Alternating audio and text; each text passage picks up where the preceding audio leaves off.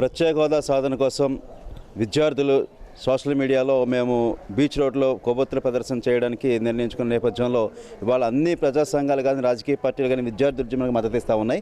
కానీ విశాఖ నగరంలో ఎలాంటి ఆందోళనలు జరగకుండా ముందస్తుగా భారీ అరెస్టులు, హౌస్ అరెస్టులు, బైండర్ అరెస్టులు చేస్తూ ఉన్నారు. సెక్షన్ 30, సెక్షన్ 144 ఉందంటున్నారు, 41 CRPC ఉందంటున్నారు. ఇంటి దగ్గర ఉన్న నేతలను కూడా హౌస్ అరెస్టులు కూడా చేస్తూ ఉన్నారు.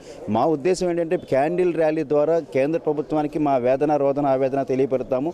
కనీసం ఏపీకి న్యాయం చేయాలి అనే ఉద్దేశం మీద ప్రత్యేక దాని మీద మేము ఆలోచిస్తున్నాం తప్ప కేంద్ర ప్రభుత్వం మీద రాష్ట్ర ప్రభుత్వం నిర్బంధం అనేది మా ఉద్దేశం అయితే కాదు. కానీ వీళ్ళు పోలీసులు మాత్రం ఆందోళనకారులు ముసుగులో మమ్మల్ని మాత్రం వాళ్ళు జల్లెడి పెడతా ఉన్నారు. నగరంలో మరీ వేధింపులు పాల్పడతా ఉన్నారు. కనీసం 2-3 వచ్చినా సరే మాకు స్వేచ్ఛ లేకుండా, మీడియా స్వేచ్ఛ లేకుండా ఇవాళ గణతంత్ర దినోత్సవం, కనీసం గణతంత్ర దినోత్సవం జరుపుకునే స్వేచ్ఛ కూడా లేకుండా పోలీస్ స్టేషన్లు తీసుకురావడం సమంజసంగా లేదు. కానీ ఇప్పటికైనా సరే ఈ ప్రాంతంలో ఉద్యమానికి ఢిల్లీ వరకు తీసుకెళ్లి ప్రజల ఆకాంక్షలు, మనోభావాలు గుర్తించాలన్నది మా డిమాండ్. ప్రత్యేక హోదా సాధన కోసం ఈరోజు చలో ఆర్కా బీచ్ అనేటటువంటి కార్యక్రమాన్ని నిర్వహిస్తూ ఉండగా పోలీసులు మార్గమధ్యంలోనే మమ్మల్ని నిర్దాక్షిణ్యంగా అరెస్టులు చేయడం అనేది జరిగింది.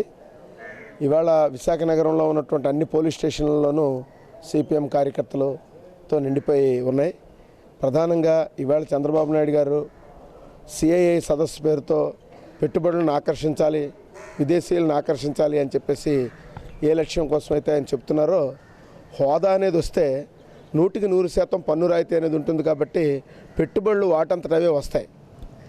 అది గ్రహించకుండా ఈ ప్రత్యేక హోదా కోసం పోరాటం చేస్తున్నటువంటి ఈ ఉద్యమాన్ని అణచేయాలని చూడడం అనేది దుర్మార్గం.